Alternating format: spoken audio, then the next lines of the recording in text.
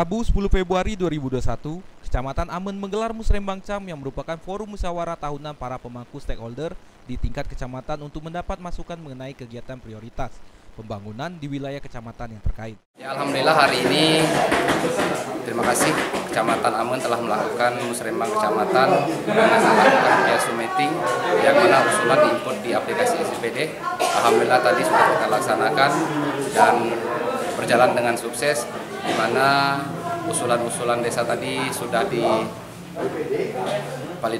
atau dievaluasi oleh mitra Bapeda masing-masing.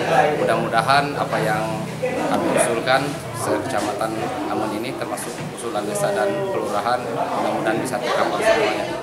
Turut hadir dalam kegiatan kali ini yaitu Camat itu sendiri, Kapolsek Lebong dan Ramil Lebong Utara, TPAPM Lebong, Dinas Pendidikan, Dinas PU dan Dinas Bapeda, 9 Kades dan 1 kelurahan serta perangkat desa. Camat Amen berharap program yang diusulkan memang program yang berprioritas dalam kelurahan dan desa.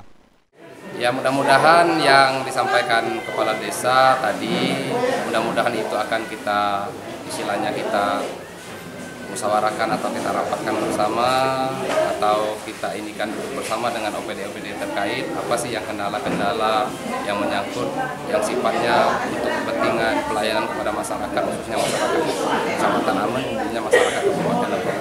Mudah-mudahan apa yang kita lakukan ini memang betul-betul bukti bahwa kita akan memberikan pelayanan prima kepada masyarakat.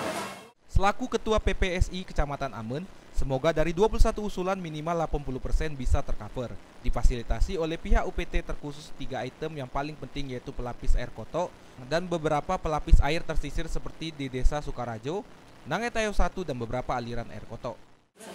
Untuk musyawarah desa kami sudah melaksanakan pada bulan Januari kemarin yang sudah kami rangkul, kemudian diinput oleh operator melalui operator kecamatan CPD.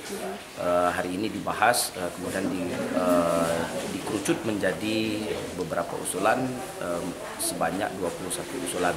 Karena satu desa maksimal ada 3. Tapi mayoritas 2 usulan yang termasuk skala prioritas yang tidak mampu tercover oleh dana desa.